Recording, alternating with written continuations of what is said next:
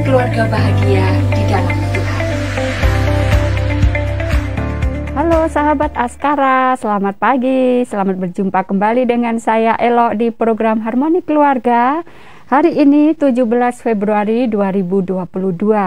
Bagaimana kabar Anda? Semoga sehat ya dan tetap bersemangat. Yang hari ini sedang berulang tahun, saya ucapkan selamat ulang tahun, tetap bersukacita dan juga semoga dalam penyertaan Tuhan selalu. Dan yang hari ini mungkin ada dalam kelemahan tubuh supaya segera sehat lagi, segera pulih lagi dan bisa melakukan aktivitas lagi. Dan buat sahabat yang dalam kesibukan menyelesaikan pekerjaan di kantor maupun di rumah atau melakukan aktivitas yang lain, kiranya hari ini Harmoni Keluarga bisa menemani Anda kurang lebih 1 jam ke depan. Kami akan bersama Anda. Dan sahabat Askara, hari ini kami juga masih membagikan giveaway berupa saldo digital. Nanti silahkan Anda bisa bergabung bersama kami dengan tanggapannya, pertanyaannya, ataupun meresponi program kami tentunya sesuai dengan topik bahasan kita hari ini. Silahkan bisa bergabung di ruang chatting di website ytwr.org atau di halaman Facebook kami Sahabat YTWR.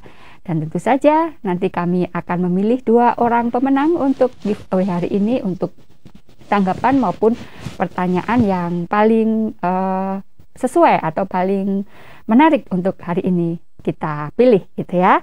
Dan sahabat, hari ini saya sudah bersama dengan rekan setia saya di program Harmoni Keluarga, Pendeta Eslodin Manik yang sudah hadir di studio untuk menemani kita hari ini. Apa kabar Pak Manik? Baik, sehat. Sehat ya. Wah, kalau pakai baju putih ini kelihatan segar gitu ya. Sudah siap cerah gitu ya untuk menemani sahabat Askara hari ini. Amin.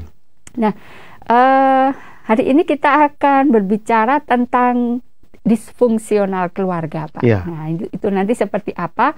Kalau disfungsional itu kan yang arti sekilas itu kan tidak berfungsi. Nah, ini seperti apa sih keluarga yang tidak berfungsi itu gitu? Kadang setiap keluarga juga tidak menyadarinya bahwa ternyata setiap harinya dalam kehidupan keluarga mereka, dalam budaya keluarga mereka, ternyata keluarga ini tidak berfungsi gitu. Ya. Tapi masing-masing anggotanya tidak menyadari bahwa ternyata ada sesuatu yang tidak berfungsi di dalam keluarga ini. Nah, sebelum kita berbicara tentang bagaimana sih, seperti apa gambarannya dan nanti dampak-dampaknya seperti apa, kira-kira maksud dari disfungsional keluarga ini arti sebenarnya yang seperti apa, Pak? Iya, tadi kan kita sudah sempat singgung disfungsi tidak berfungsi. Iya. Nah, bicara tentang keluarga, family, berarti kalau keluarga ini kan harus ada fungsinya masing-masing. Fungsi suami yaitu mengayomi, melindungi, memberi nafkah, memanage rumah tangga, dan juga mendidik, mengajar, semuanya di situ.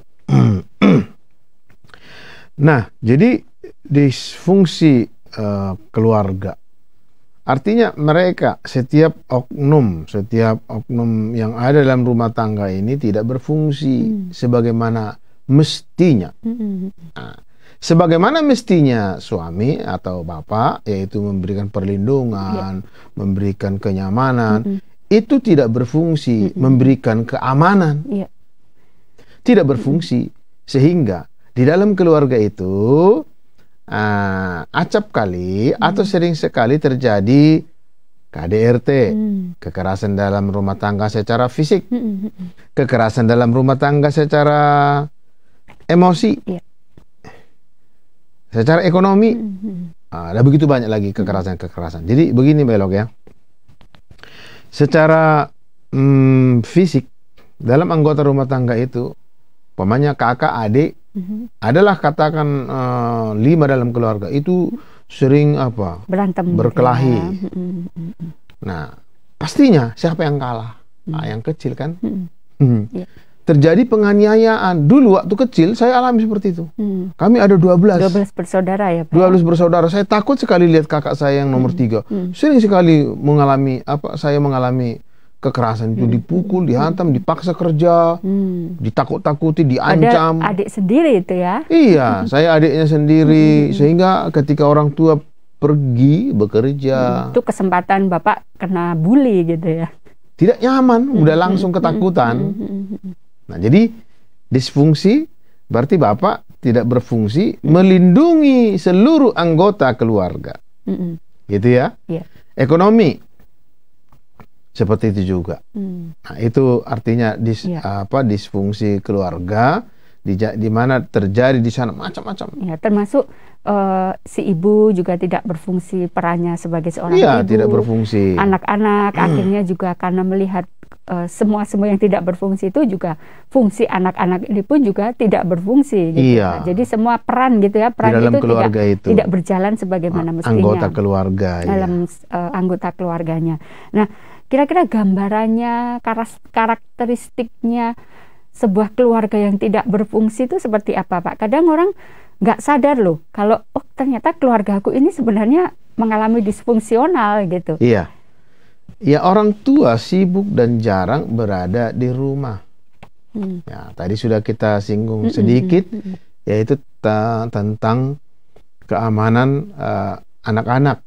Nah, sehingga di sana tidak terjadi perlindungan terhadap anak-anak, baik itu perlindungan secara emosi maupun secara fisik, ya, gitu ya.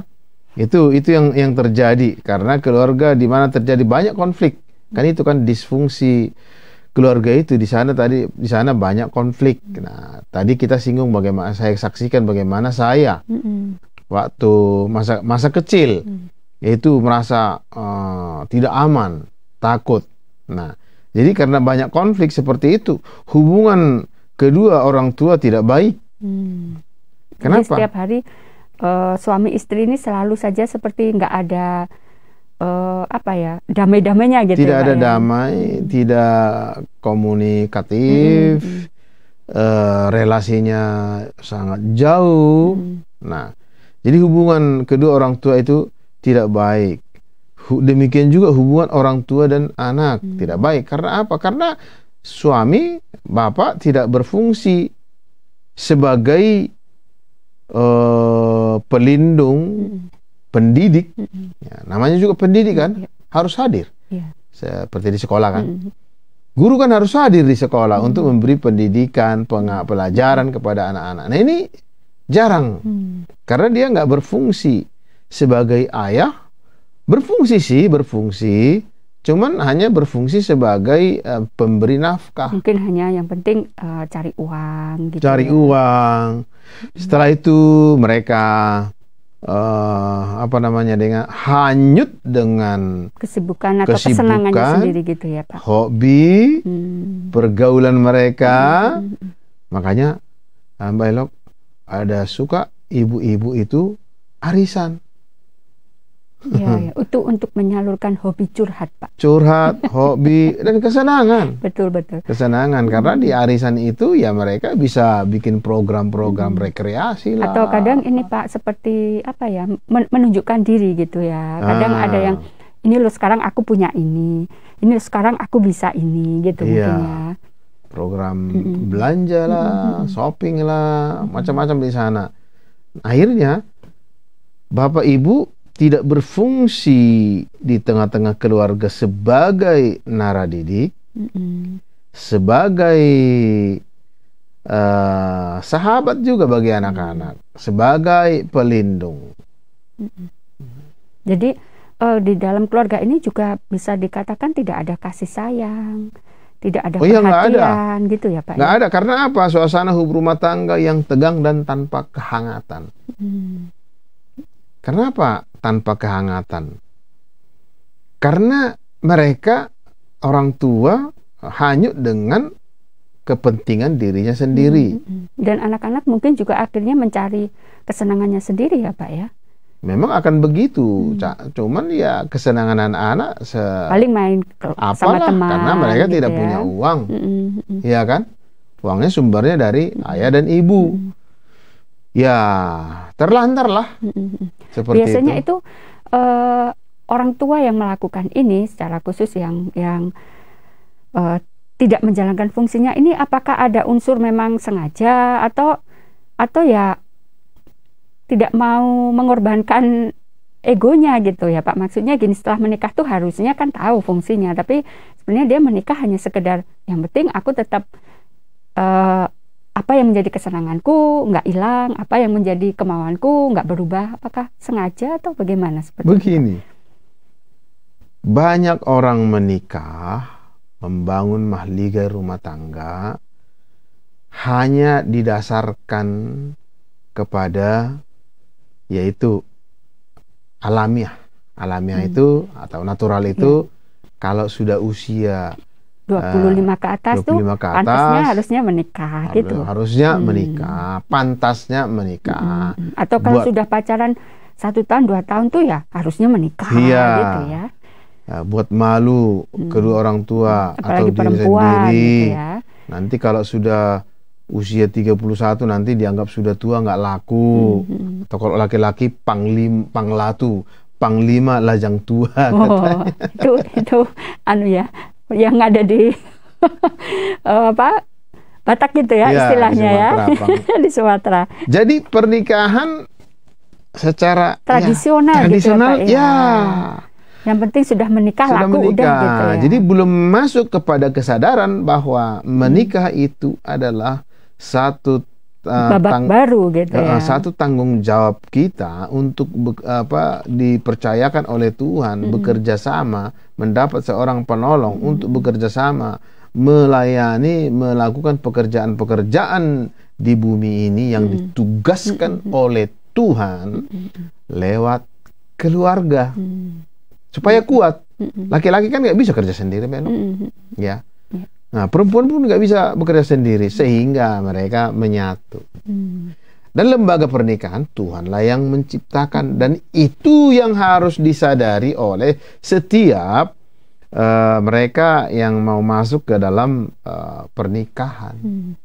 Tidak disadari, sehingga tugas dan tanggung jawab masing-masing ya seakan-akan ya dianggap ya natural itu tadi ya. Natural ya. Umumnya.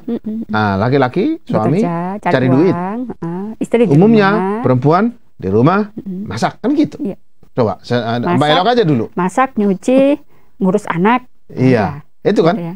Pengetahuan Mbak Elok dulu kan. Yang konvensional itu ya. Kan itu kan. Menikah ya terus dalam bayangan itu yaitu di punya rumah anak, menikah, ngurus anak, masak gitu ya. Iya.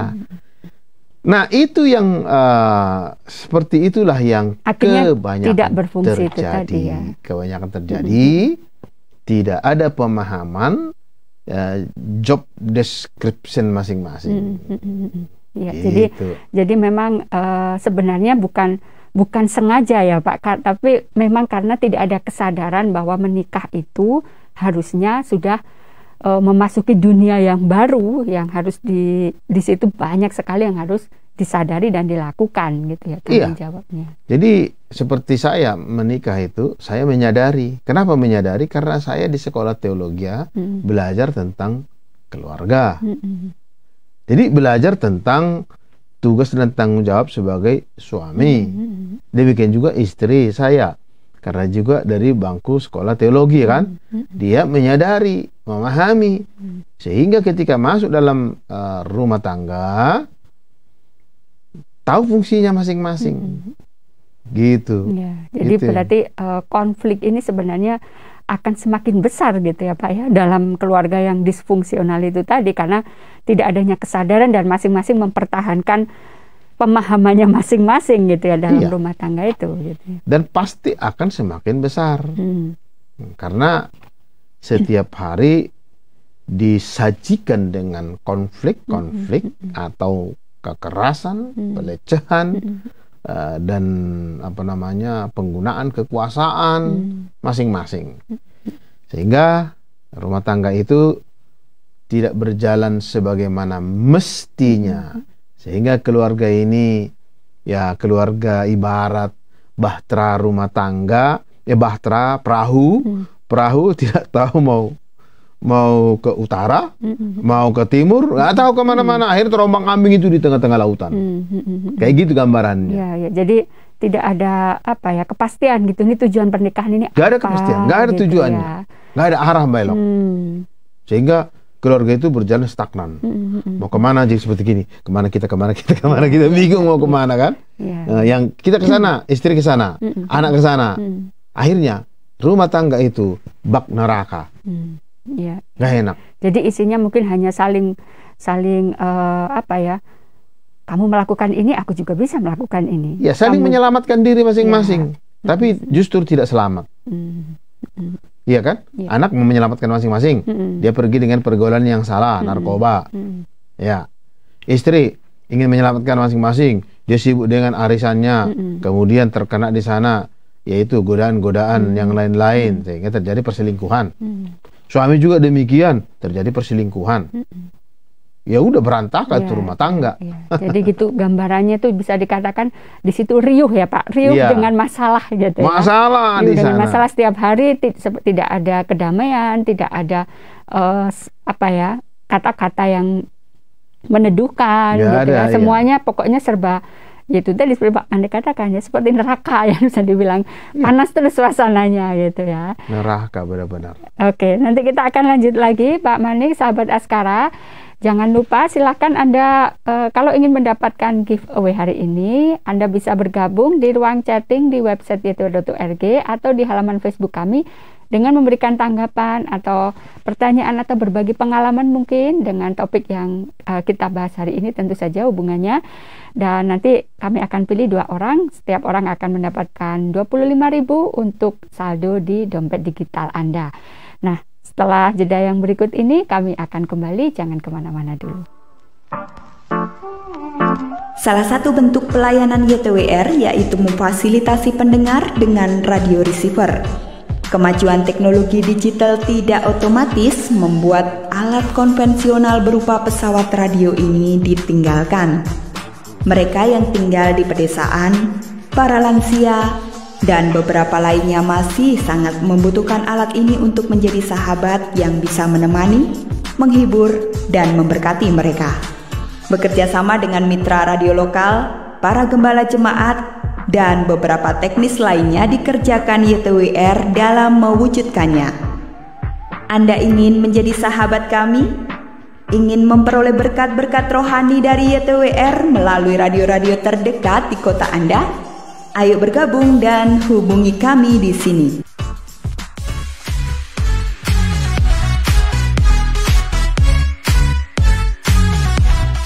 Hai, aku Priska Katrina yang bakal nemenin kamu di Music Corner. Selama 2 jam, aku bakal nemenin kamu dari jam 6 sampai jam 8 malam dengan informasi-informasi musik dan juga lagu-lagu hits. Kamu bisa dengerin lewat ytwr.org atau download aplikasi Askara. So, sampai ketemu di Music Corner. Sahabat YTWR, masih di program Harmoni Keluarga. Hari ini diskusi kita yaitu tentang disfungsional keluarga. Terima kasih sahabat masih bersama kami, dan silakan kami masih menunggu untuk sahabat yang ingin memberikan tanggapan, memberikan responnya. Nanti ada hadiah giveaway untuk Anda yang terpilih.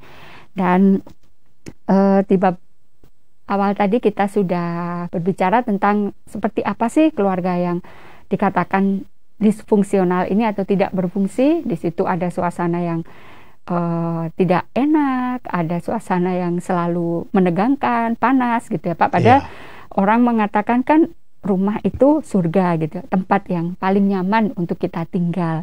Tapi dalam keluarga disfungsi ini rupanya justru rumah menjadi tempat yang menakutkan gitu ya Pak ya. Yang orang anggota keluarganya tidak nyaman gitu hadir ya. di sana. Hadir mungkin kalau bisa hanya tidur saja, pagi-pagi sudah pergi lagi gitu ya. Nah, sebenarnya faktor apa sih Pak yang mempengaruhi hingga terjadi disfungsional keluarga ini? Apakah dari dalam keluarga itu sendiri ada, atau mungkin ada faktor dari luar yang mempengaruhi? Faktor yang terutama adalah jauh dari Tuhan, Sang Pencipta, yang menciptakan lembaga pernikahan itu. Jadi dalam keluarga itu bisa dikatakan tidak ada Tuhan gitu. Tidak peduli dengan Tuhan-Tuhanan, karena Tuhan itu kan tidak kelihatan. Amsal 29 ayat 18 berkata, bila tidak ada wahyu, menjadi liarlah rakyat. Gitu ya. Berbahagialah orang yang berpegang pada hukum. Oke lah, saya berbicara secara umum lah, nggak pakai Tuhan-Tuhanan lah. Tidak ada hukum dalam rumah tangga itu. Nah, itu aja saya bahasakan sehari-hari gitu ya. Nggak ada aturan di dalam rumah tangga itu. Nah, tapi kita kejar lagi. Siapa sih yang bisa melakukan aturan itu kalau tidak ada Tuhan Sang Pencipta di dalam hatinya yang ditakuti? Nah, saya lucu ya mendengar satu, yaitu dialog di Metro. Ada seorang pembicara mengatakan begini, ya, narasumber ya, bahwa Indonesia ini ya, kenapa kayak gini nih carut marut negara ini? Karena nggak ada yang ditakuti katanya. Boro-boro presiden Tuhan aja dilawan. Ya. Gambarannya begitu ya Pak ya. Jadi saya lucu dengarnya itu kan. Nggak ada yang ditakuti di negara ini katanya. Nah, kan beragama, hebat yang beragama. Tapi kan nyari di mana terjadi sweeping, terjadi ini dan lain sebagainya. Nah, jadi tidak ada Tuhan di dalam dirinya, atau saya terjemahkan lagi, tidak ada yang ditakuti. Jadi perlu ada yang ditakuti. Bukan berarti ketakutan, Mbak Elo. Dalam suatu rumah tangga tidak ada yang ditakuti. Katakanlah kita lepas dulu bahasa Tuhan. Anak-anak tidak takut kepada ayah atau ibu. Kira-kira apalah yang terjadi di sana? Iya, Belok ya? Ya, pasti anak itu berontak, berlaku semaunya. Semaunya, kacau. Atau di lembaga kita ini tidak ada yang ditakuti. Apa yang terjadi? Ya sudah kacau. Kenapa? Yang sana mau ke sana, yang sana mau ke sana, yang sana bentak sini, kacau.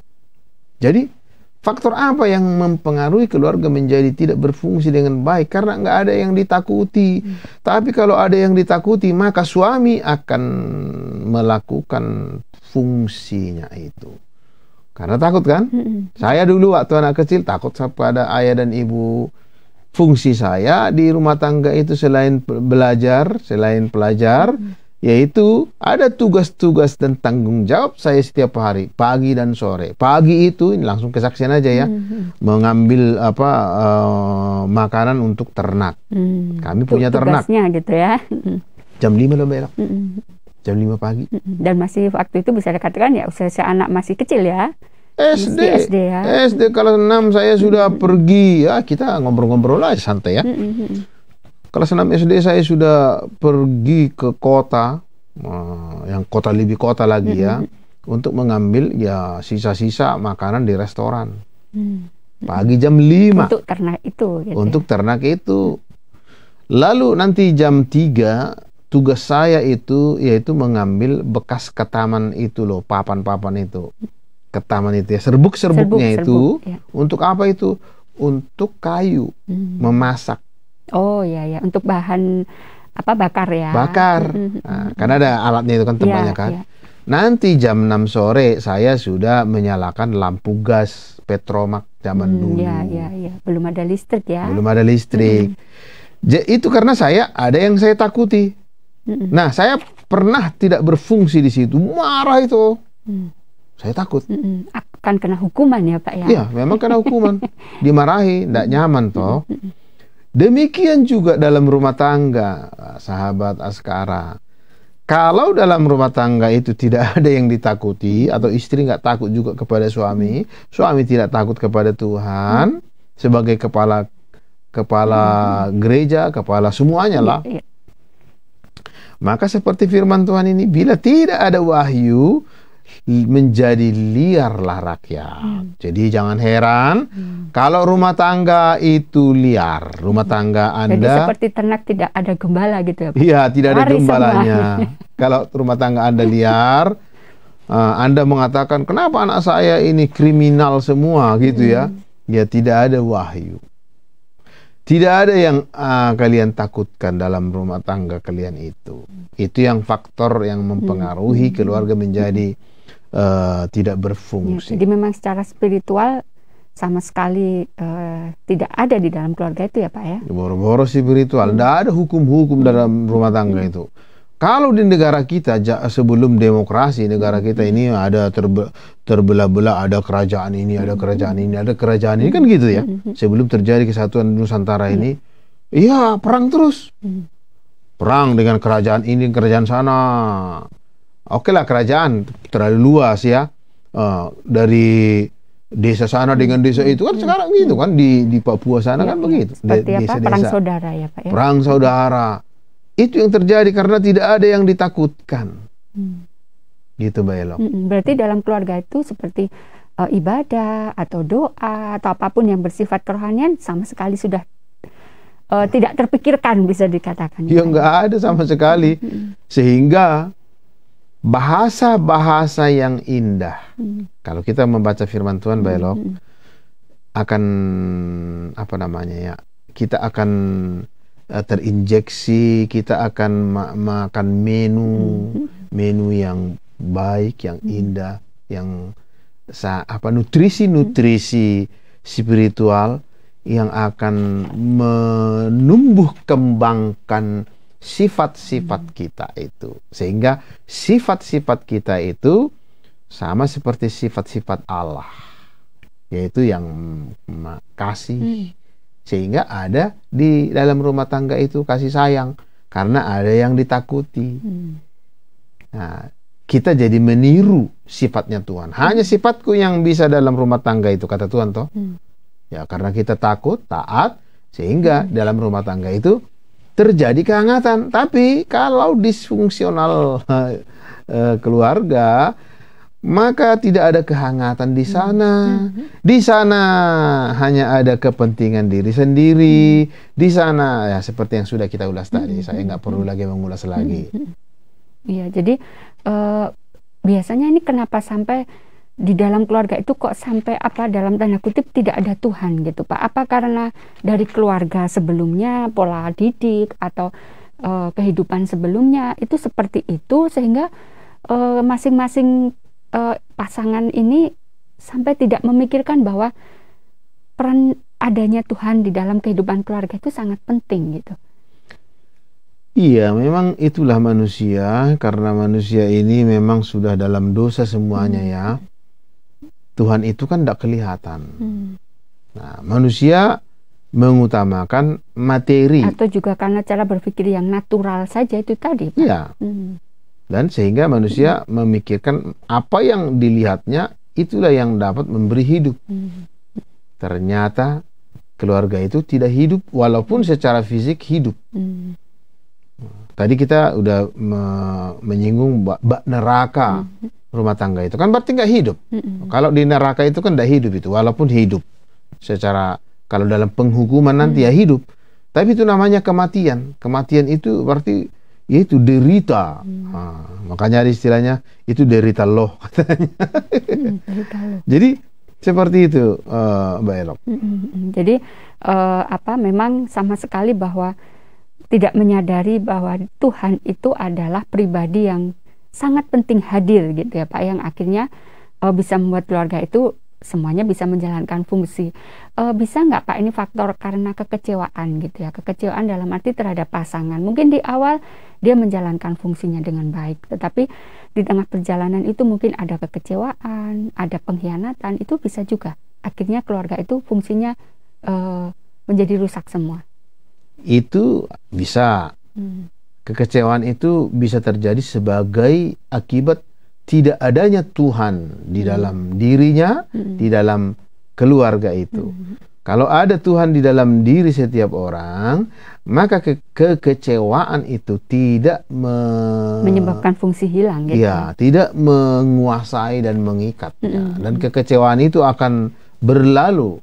Karena apa?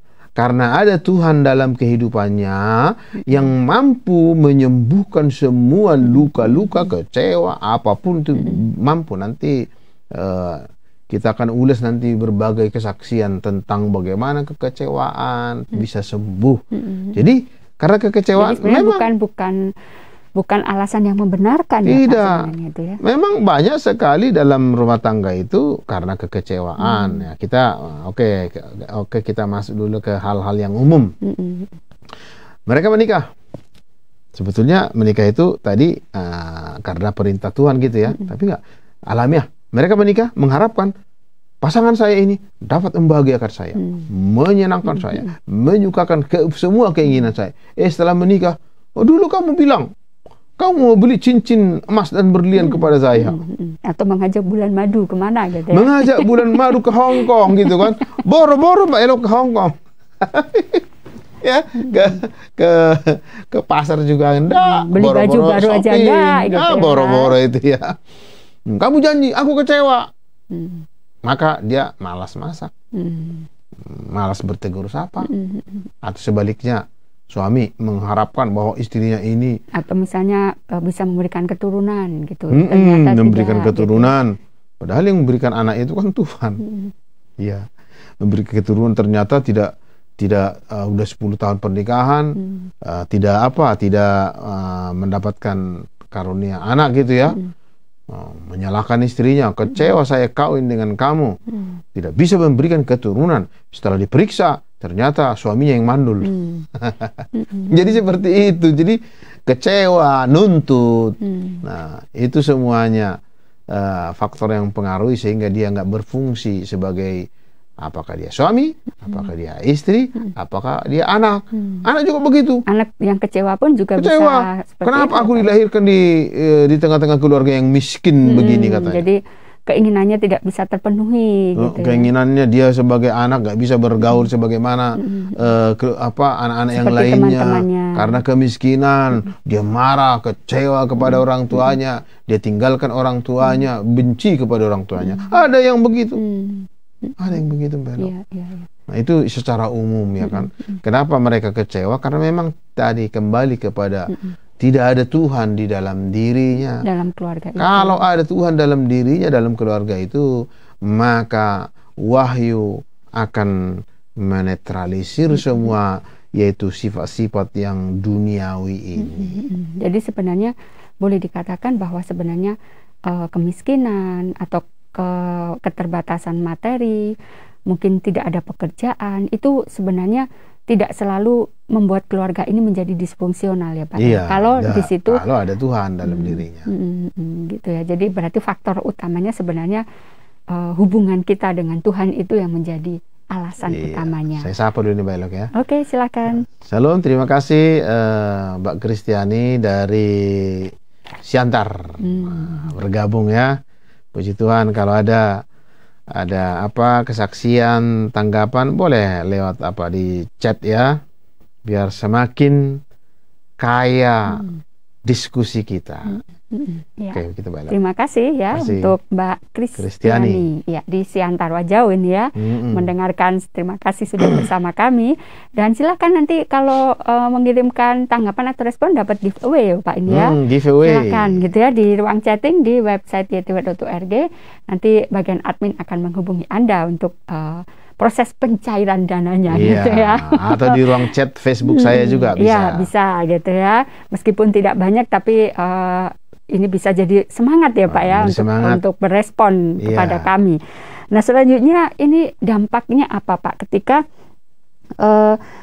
keluarga ini tidak berfungsi sebagaimana mestinya tadi, dan yang paling merasakan dampak itu siapa biasanya dalam keluarga itu? Iya.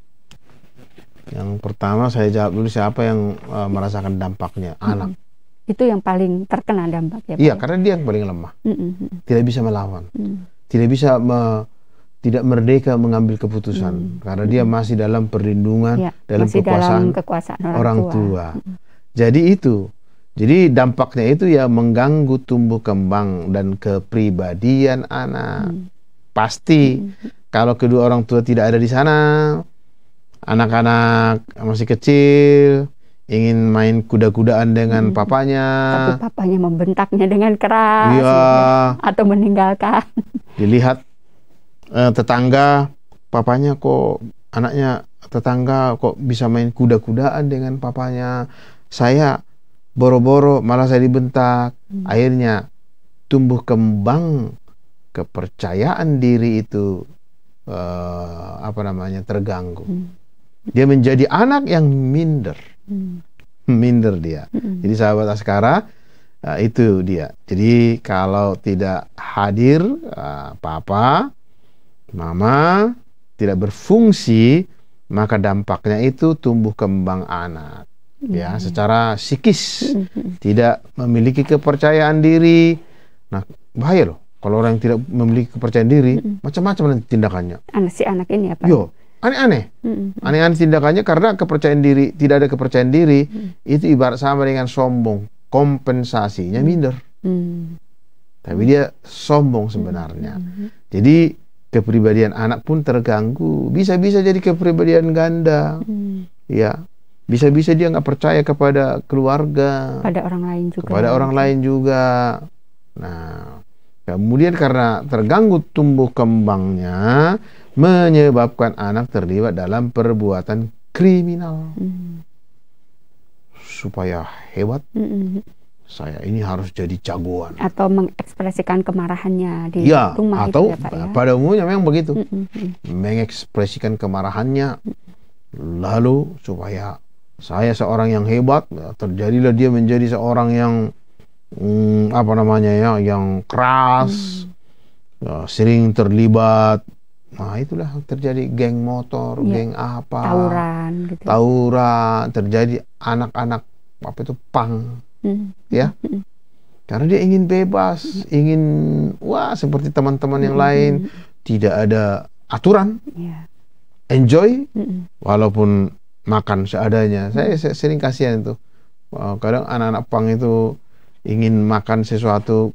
Saya pernah makan mie ayam gitu ya. Anak-anak pang datang minta kuahnya aja sama garam sama micin. Sedih. Tapi bagi mereka udah bahagia itu, nggak ada gangguan dari karena orang tua. Karena mereka yang penting merdeka hidupnya. Merdeka hidupnya. Jadi itu menyebabkan anak terlibat dalam perbuatan kriminal. Anak mengalami gangguan perilaku, ya. Bila anak sering melihat bapaknya memukuli ibunya, maka anak ini kalau dia putri, dia tidak ingin menikah. Jadi trauma ya Pak ya? Trauma. Kalau traumanya tidak menikah saja, tidak apa-apa. Tapi kalau menjadi orientasinya ini ya, yang orientasi seksnya salah, bahaya. Jadi ada seperti itu, dia nggak mau menikah, sehingga pacaran pun nggak pernah pacaran, hanya teman-temanan gitu. Nah, lama-lama dia menyukai suami orang, ya, menyukai gitu-gitu aja, hanya suka-suka, ya, senang perselingkuhan secara emosi, menyukai, memperhatikan suami orang, ya, yang sudah ada istrinya berlebihan gitu loh ya. Itu karena sering melihat ya papanya memukuli ibunya, kekerasan dalam rumah tangga itu, sehingga kacau error. Nggak normal kehidupannya, sehingga bisa gagal dalam untuk membangun rumah tangga. Karena apa? Nggak ada dasarnya mau membangun rumah tangga, karena nggak percaya trauma itu tadi. Trauma. Tapi menyukai orang lain mau menyukai, memperhatikan. Tapi kalau udah mau masuk ke situ, langsung tidak mau dalam ikatan, bisa nggak mau, langsung seperti orang orang kalau ketakutan dengan cecak atau fobia. Ya, fobia. Seperti itu. Jadi itu merusak. Kalau terjadi sering dilihat KDRT. Yang tidak berfungsi itu tadi. Kalau dari sisi pasangan berarti bisa rentan perceraian, perselingkuhan. Bahkan mungkin bisa, kalau kita lihat kasus itu sekarang hampir sering gitu saya lihat, tiba-tiba suami menikam istrinya, atau istri kunjung ke tempat kerja suaminya, tiba-tiba dibunuhlah suaminya. Itu karena itu tadi ya Pak ya, dampak-dampak dari disfungsional itu luas sekali. Kalau kita semakin tajam ini ya, istilah artinya begini, sebagai suami dia nggak berfungsi untuk memberikan kebutuhan seksual untuk pasangannya. Akhirnya dia selingkuh kan. Pasangannya marah, tikam. Kalau dia istri yang selingkuh, tikam, bunuh, tembak. Nah, kalau ada pistolnya kan. Atau sebaliknya. Dan ini pernah saya dengar di Cirebon nih. Istrinya, maaf, ini langsung aja supaya kelihatan terbuka saja. Istrinya memotong alat ya penis suaminya, potong benar di Cirebon tuh. Nah, karena apa? Ya seperti tadi itu, tidak berfungsi. Itu dari segi seksual, karena dia sudah jajan di sana sini, nggak berfungsi. Kemudian anak pun marah, karena ada yang anak membunuh orang tua, membunuh ayahnya karena dendam begitu ya. Ada saya tonton itu film apa itu ya, film jadi anaknya itu anak polisi ya kan, akhirnya dia kriminal, akhirnya dia tembak itu papanya, dendam.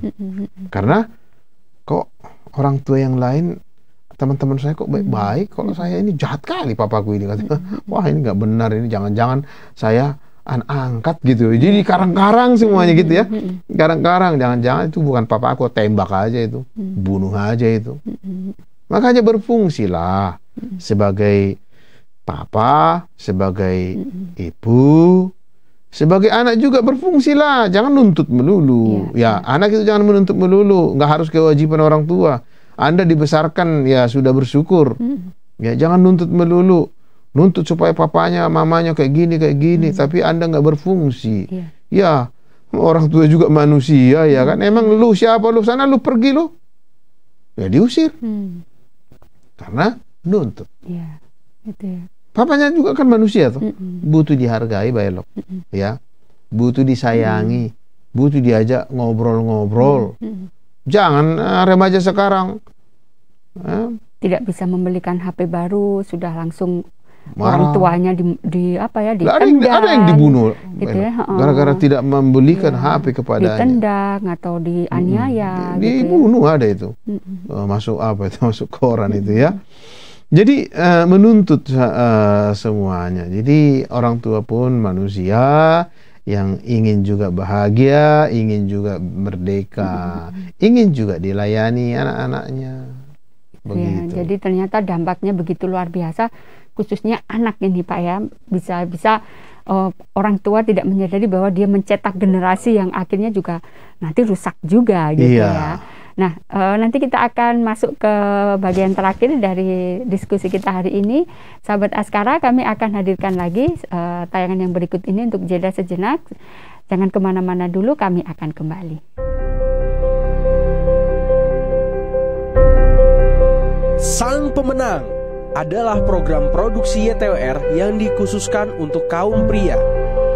Program ini bertujuan untuk menantang, mendorong, dan melatih kaum pria untuk menjadi seorang pemenang. Dengan tuntunan Roh Allah, mampu mewujudkan identitas yang sejati di dalam Kristus dan berlomba dalam perlombaan iman, serta menginspirasi orang lain untuk melakukan hal yang sama. Melalui program ini, kami berharap pendengar mendapatkan cukup pengetahuan dan nilai-nilai yang kuat yang dapat membuat mereka sanggup memiliki sikap, model, dan gaya hidup yang benar dan baik, menjadi kesaksian hidup yang benar dan berkat bagi orang lain. Zaman sudah berubah. Seiring perubahan zaman, cara mendidik putra-putri tercinta pun harus disesuaikan. Menjadi orang tua, khususnya seorang ibu, jelas butuh pengetahuan dan kesiapan. Bunda Bijak menjadi solusinya. Salah satu program radio terbaru yang diproduksi YTWR ini didedikasikan untuk para wanita sebagai orang tua Kristen. Berbagai macam topik, tema, gagasan, atau pesan tentang pengetahuan pendidikan karakter dan pola pengasuhan Kristen dibahas di sini. Tunggu apa lagi? Dapatkan info tentang program ini dengan menghubungi kami di sini.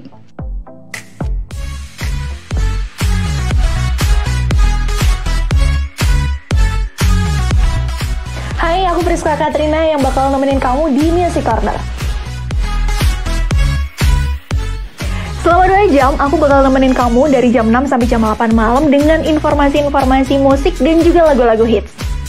Kamu bisa dengerin lewat ytwr.org atau download aplikasi Askara. So, sampai ketemu di Music Corner. Aku adalah host untuk Kribo.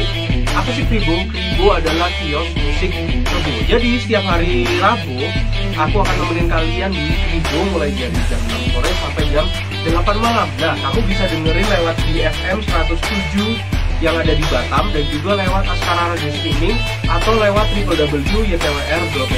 Nah, seperti namanya, kios musik Rebo, aku akan menyediakan berbagai macam musik rohani dan juga kisah-kisah inspiratif dan juga mungkin request-request kalian yang hadir lewat chatbox kami. Oke, aku tunggu kalian setiap hari Rabu dari jam 6 sampai jam 8 malam.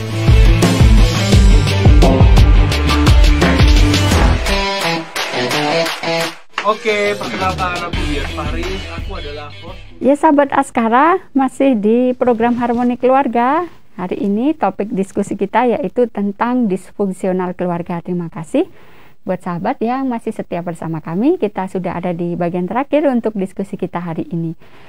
Nah, sekarang bagaimana ketika kita mungkin ada di antara kita yang di dalam keluarga ini disfungsional gitu, tidak berfungsi dengan baik. Bagaimana cara bertahan dan memperbaikinya, memulihkan keluarga ini supaya bisa semuanya berfungsi kembali dengan baik sebagaimana mestinya dengan masing-masing perannya. Iya. Nah, tadi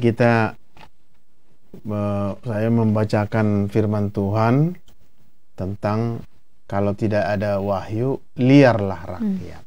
Nah, sekarang bagaimana? Nah, kan begitu ya. Bagaimana caranya supaya bertahan dan memperbaiki keadaan dalam rumah, dalam keluarga yang disfungsional. Iya.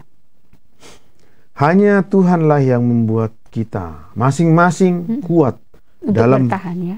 dalam menghadapi tekanan kehidupan ini.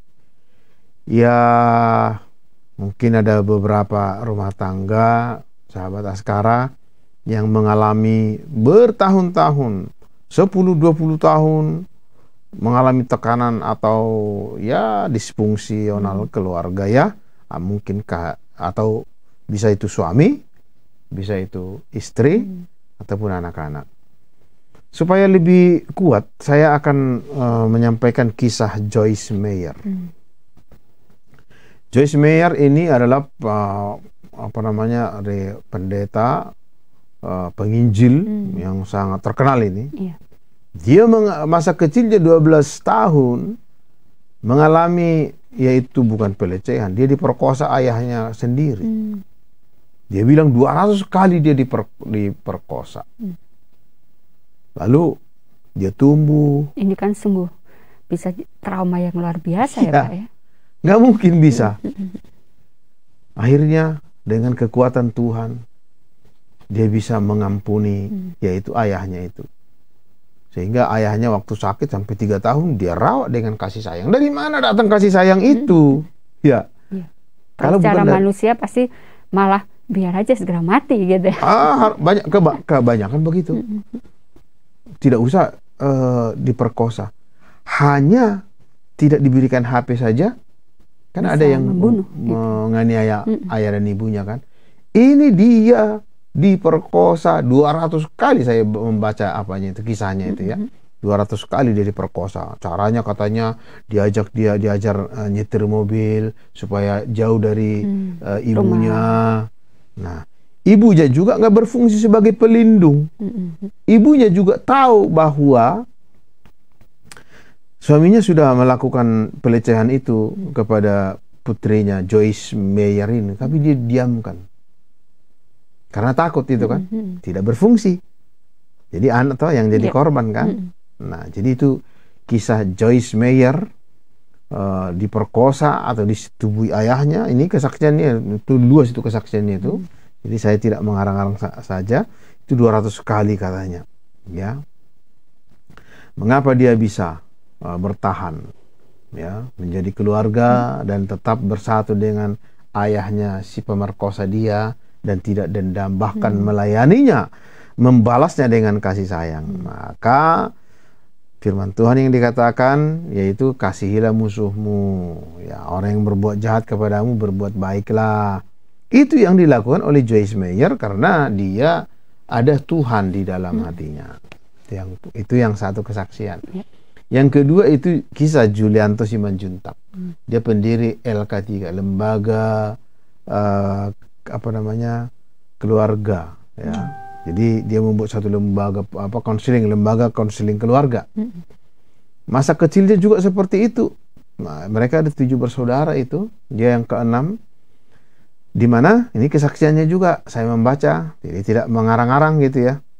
Mengalami KDRT yang sungguh luar biasa, bahkan ibunya itu mengalami kekerasan dalam rumah tangga, dianiaya, dan ya suka menjudi. Nah, kalau sudah suka menjudi itu suaminya seorang polisi.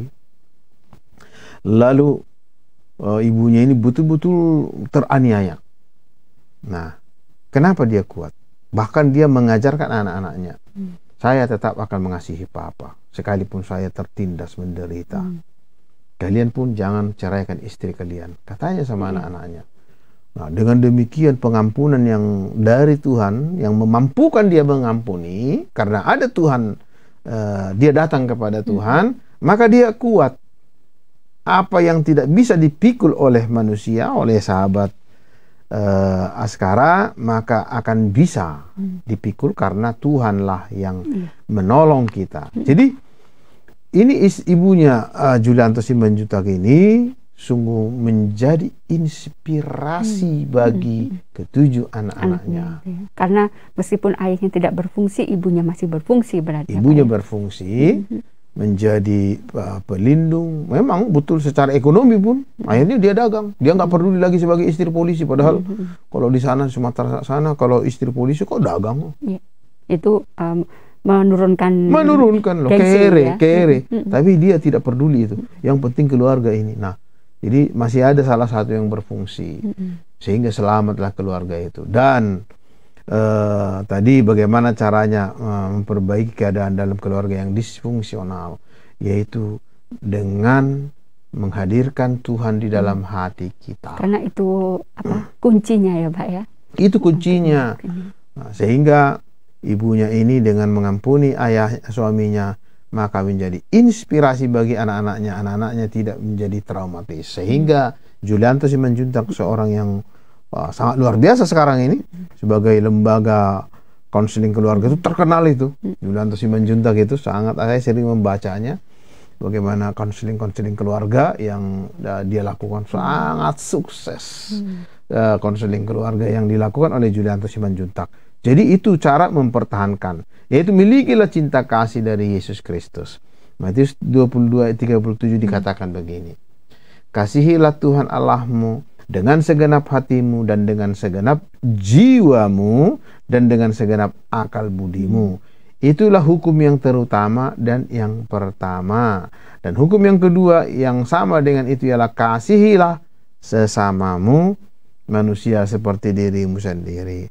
Kalau satu pihak ada yang disfungsional dalam rumah tangga, kasihilah itu. Mungkin yang tidak berfungsi suami, hai istri, kasihilah dia. Jangan semakin memperparah keadaan gitu. Jangan memperparah keadaan. Kalau memperparah keadaan nanti akan berakibat kepada anak-anak. Kalau anak-anak berakibat, maka Anda juga akan berakibat. Anda tidak akan mengalami cinta kasih. Anak-anak pun akan liar semuanya dan tidak ingat kamu. Dan kalau kamu menyelamatkan keluargamu, maka semuanya mereka nanti akan mencintaimu. Dan akan ada oase di padang gurun yang membuat semuanya yang haus itu menjadi yang dahaga itu menjadi segar. Itulah fungsi kita sebagai masing-masing sebagai suami atau sebagai istri.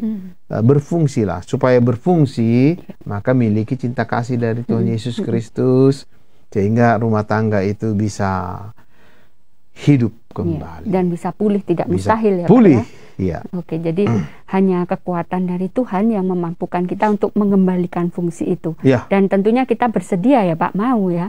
Kalaupun kita misalnya ada yang memberikan seperti itu, tapi kita tidak memberikan diri untuk Tuhan hadir, ya tetap saja tidak bisa kita lakukan. Ya menderita sendiri. Apabila tidak ada wahyu, liarlah rakyat, liarlah rumah tanggamu, liarlah dirimu sendiri. Jadi jangan berharap ada damai dalam keluarga, ada sukacita dalam keluarga gitu ya. Ya, jadi tidak perlu lagi namanya dendam ya.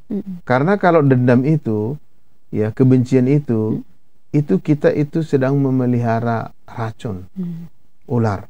Itu tidak jalan keluar loh. Mendendam kepada suami yang keras gitu ya, mendendam kepada istri yang susah diatur, ngomel, itu racun, ya. Itu pendapat dari penginjil Joyce Meyer, ya. Kebencian itu yang kita pelihara itu racun sesungguhnya. Nanti mungkin itu bisa kita bahas secara spesifik ya Pak. Ya. Bagaimana pasangan bisa hidup bersama tiap hari padahal ada dendam di dalamnya gitu ya. Ya. Oke, terima kasih Pak Manik Belo. untuk hari ini yang sudah membuka pikiran kita, membuka wawasan kita bahwa tidak ada yang mustahil untuk memulihkan sesuatu dalam keluarga kita. Kalau di antara sahabat mungkin ada pasangan atau sedang dalam kondisi keluarga yang tidak berfungsi hari ini, datang kepada Tuhan, kita berdoa untuk Tuhan memberikan kekuatan buat kita ya Pak, untuk bisa kita bertahan, membantu orang-orang yang kita kasihi untuk kembali memfungsikan dirinya, menyadari perannya dalam keluarga, sehingga keluarga kita bisa kembali ada hadir damai sejahtera dalam kehidupan kita. Terima kasih untuk sahabat yang sudah bergabung, kiranya juga bermanfaat pembahasan kita hari ini. Dan bila sahabat nanti ingin berespon, ingin menanggapi, Anda bisa berkirim email ke alamat kami siaran@ytw.org, atau juga mengirimkan SMS dan nomor telepon di nomor 081 333 777 386. Nanti malam ada siaran ulang untuk Harmoni Keluarga pagi ini di Askara Radio Streaming pukul 8 malam. Dari studio, saya Elok dan Pendeta Eslumanik mohon pamit. Terima kasih untuk kebersamaannya hari ini. Kita jumpa lagi minggu depan. Tuhan Yesus memberkati.